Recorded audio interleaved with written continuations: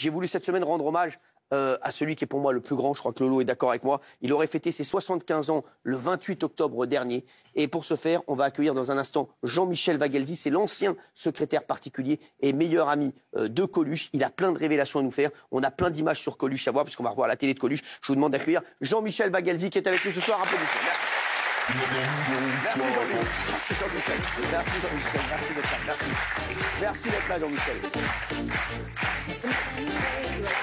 Jean-Michel, merci d'être là. Parce que vraiment, je suis un très très grand fan de Coluche. Pour moi, c'était le plus grand. Et je vous jure qu'à chaque fois, je me dis, est-ce que Coluche serait venu dans mes émissions ou pas? Est-ce que j'aurais pu le rencontrer? Parce que j'étais très très fan de lui. Et voilà. Et merci d'être là ce soir. Vous étiez son ancien secrétaire particulier, son meilleur ami. C'était l'ombre de Coluche. C'est vrai? Ah oui, moi à chaque fois que je voyais Coluche, il était tout le temps à côté, derrière. C'était comme ça, sœur. Ouais. Alors, vous aviez d'ailleurs écrit un livre à l'époque, Coluche, roi de cœur, aux éditions Plomb. Vous décrivez un homme tourmenté, hyperactif, très fragile, et un enfoiré au grand cœur avec qui vous avez fondé les restos. Vous l'avez rencontré à 16 ans. Ouais. Comment vous l'avez rencontré? Il venait souvent dans la boutique de mes parents. Mes parents avaient une petite boutique de télé dans le quartier latin. Ouais. Moi, j'étais un bon branleur de 16 ans, normal. Et puis un jour, il m'a dit, tu travailleras avec moi plus tard. C'est vrai, ça s'est produit, quoi. C'est incroyable parce qu'à la fin de vos études, il vous a demandé de rejoindre son équipe. Ouais. Histoire de ne pas continuer à être un petit jeune qui fait des conneries, vous avez dit ça. J'en faisais pas... Enfin, ouais, c'était l'époque, vous savez, les années 70, quoi. Ouais. C'est surtout les manifs qui me prenaient du temps. Il a tenu sa promesse. Bien sûr. Oui. Et vous ne l'avez plus quitté? Non, c'est lui qui m'a quitté, donc... Ouais, bien sûr. Ouais. Alors, Coluche, c'était sur les plateaux de télé, à chaque fois qu'il y avait Coluche, on se disait, il va se passer un truc. Est-ce que vous vous souvenez de ce moment culte sur le plateau du Jeu de la Vérité? C'était en 85. Alors, pour les plus jeunes, Patrick Sabatier recevait chaque semaine un invité qui était soumis aux questions des téléspectateurs pendant 1h30. Les invités avaient le droit à 2 jokers, sauf qu'avec Coluche, rien ne s'est passé comme prévu. Regardez.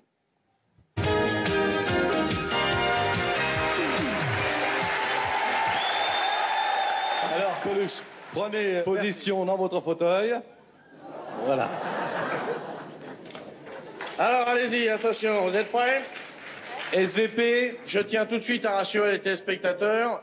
Il y en a pour 1h30, mais ils pourront aller pisser, il y a des chanteurs.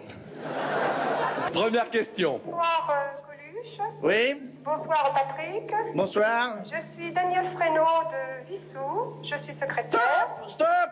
Joker! Voilà. Un joker. Non, je veux pas cette question-là, ça me plaît pas. Deuxième question, 787 22 22, c'est à vous, bonsoir. Bonsoir. Stop! Joker. Voilà, maintenant les peinards. Voilà. Ça, c'était énorme. Alors, il aimait aller sur les plateaux de télé, Coluche, ou pas? Vous savez emmerder. C'est pas son truc, la télé. C'est pas son truc, ouais. Non, parce que, en fait, ce qu'il reprochait à la télé, c'était le temps de la technique. Parce qu'il supportait pas le fait qu'il faille attendre. C'est ça. Pour lui, il arrivait, il faisait son truc. Qu'est-ce que ça veut dire qu'il y a des mecs qui vont le faire attendre? Il supportait pas. Coluche, c'était aussi un homme au grand cœur, bien entendu, extrêmement investi. Il a réussi à mobiliser un peuple entier en créant les Restos du Cœur en 84. C'est un chèque de 1,5... Non, 85. 85, exactement.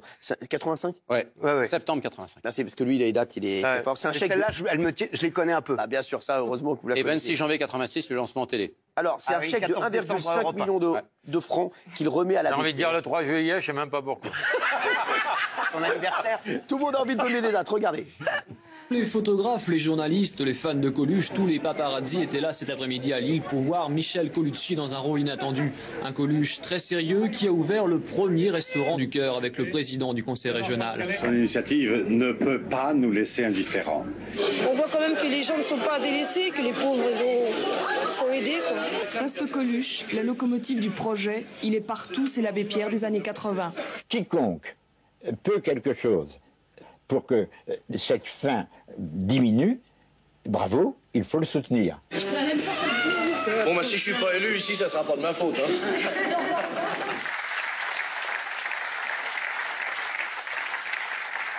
Alors, Jean-Michel, c'est ensemble que vous avez créé les Restos du Cœur. Comment ça lui est venu l'idée à l'époque avec vous? Ça lui est venu, alors... C'est l'hiver d'avant. C'était le jour où il devait payer son tir provisionnel. D'accord. Je me rappelle, il devait payer 300 briques. Enfin, donc 3 millions de francs. 3 millions de francs, énorme. C'est bon. Toutes les stars gagnaient bien leur vie, donc voilà. Et il me dit, tu te rends compte, avec ce pognon-là, on pourrait donner à bouffer à tous ceux qui ont faim. Et il me dit, tiens, regarde ce qu'on pourrait faire, occupe-t'en. Bon, je regarde, j'appelle. Mais à l'époque, il était dans le trou. C'était à l'époque où il était, on va dire, un peu dans la dope. Et il avait eu un moment où il était un peu dans le trou. D'accord. Et puis, 9 mois plus tard, il me dit, bon, Singla, tu vas être secrétaire général. Mais de quoi? Et tout d'un coup, je sais pas, j'ai un flash, je lui dis, me parle pas du truc de bouffe dont tu m'as parlé il y a un an. Mais il me dit, bah si, malin, c'est ça. Et hop, on est parti, on l'a fait. Laurent, vous voulez dire? Non, ce qui est incroyable quand on a vu les images tout à l'heure, rien que le fait de voir Coluche, ça nous prend au trip et on regarde, on a envie qu'il rentre là et qu'il débarque. Il y a une charge affective sur ce mec qui est incroyable et que rien n'arrêtera jamais, quoi.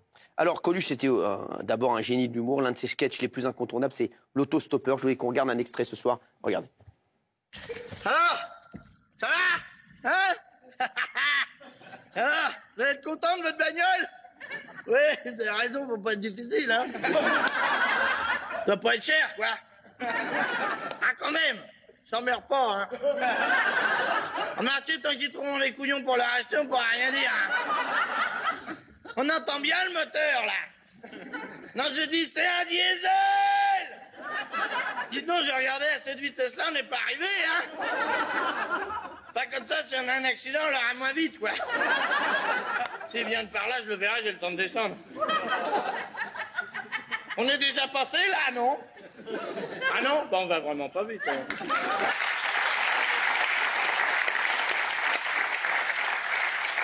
Alors, c'était aussi un provocateur. 25 septembre 85, il se passe quoi, Fabien Lecœur? 25 septembre 1980. C'est l'appel de Coluche sur Europe 1. Pas du tout. C'est Lille. C'est le jour où on va à Lille. Ah non, c'est pose les statues, non? Coluche et Thierry Leluron défilent le mariage. dans les rues de Paris, oui, oh là là. déguisés en mariés, ils se disent oui, regardez. Ah ouais.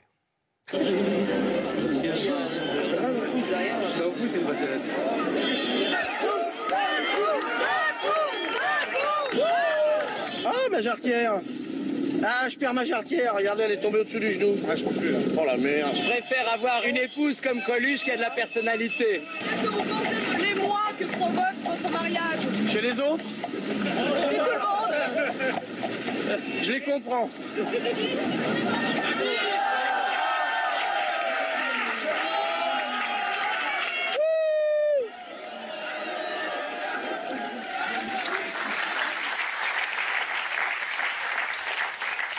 Vous vous souvenez de la une de Libération quand Leluron est mort? Non. Leluron imite Coluche. Ah ouais. Pourquoi? C'était beau. Pourquoi? Parce qu'il est mort quelques mois après. Ah oui, il est mort en novembre et Coluche est mort le 19 juin. Mais ce que m'a dit Coluche à propos de ce mariage, il m'a dit, tu comprends, j'ai envie de faire un peu de pub au PD parce que ces andouilles, ils la font pas eux-mêmes. Donc au départ, cette démarche chez lui, c'était de faire comprendre que de faire rentrer dans les mœurs l'homosexualité. Mais ça, 35 ans avant la loi, quoi. Ouais, c'est incroyable. Ouais. Voilà. Et c'était ça son. Et c'est ça la vraie histoire en vrai. Alors Coluche c'était aussi un grand acteur. En quelle année il a reçu son César, Lecœur? Sur Ciao Pantin. 84, bien sûr, Jean-Michel. Il est meilleur que vous en date. Hein. Il reçoit en 84 le César du meilleur acteur pour son rôle dans Ciao Pantin. Souvenez-vous de son discours au César. Et Coluche pour Ciao Pantin. Franchement, je croyais m'emmerder en venant là. Et puis je me suis vachement marré, hein. Quand j'ai pas dormi, parce que j'étais à côté de Gainsbourg qui arrête pas de déconner. On m'avait dit pour être comédien, c'est pas dur, il y a qu'à coucher avec le metteur en scène.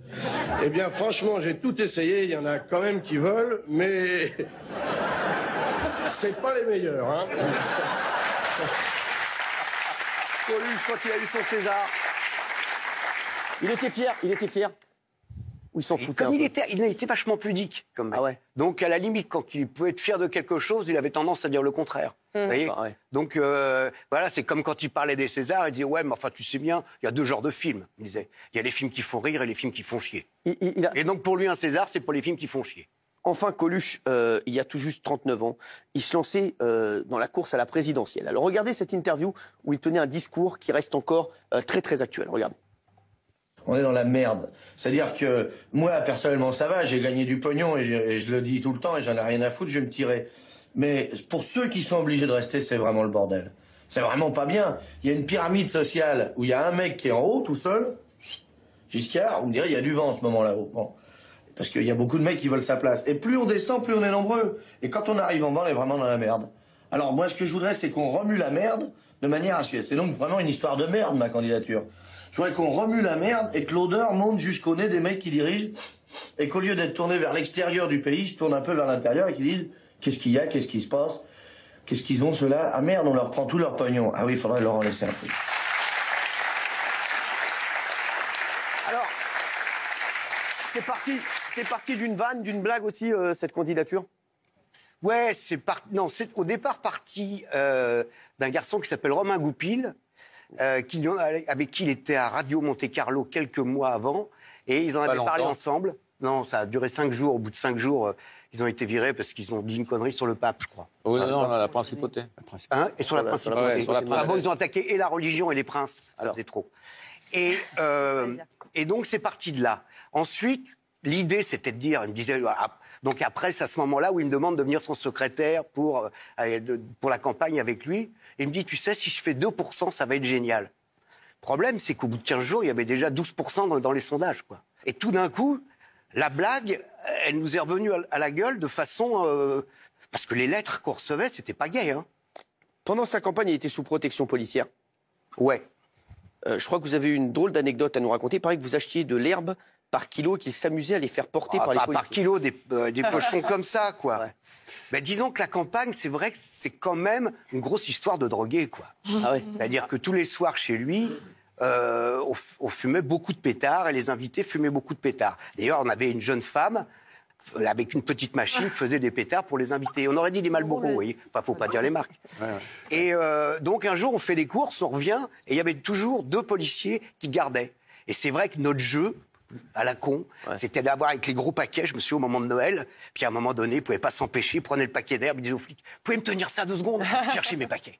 Et nous, on était pliés de rire, et on avait le flic qui tenait le paquet d'herbe. C'était bon. Ouais. C'était son kiff, c'était son kiff.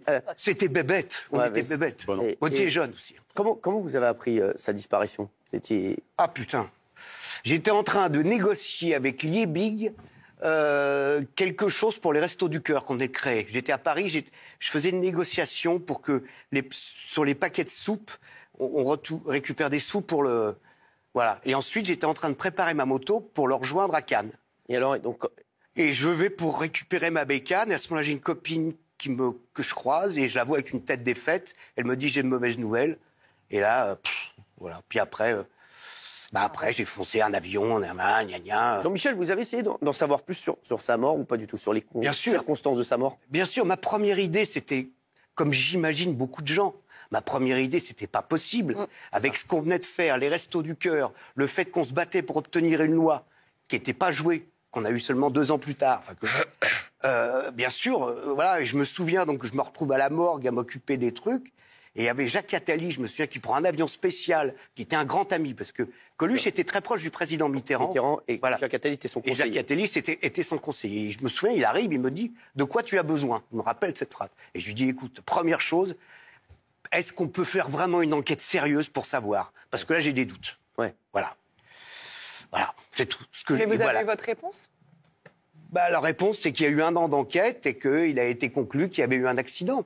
Vous y croyez à l'accident, Jean-Michel, ou pas?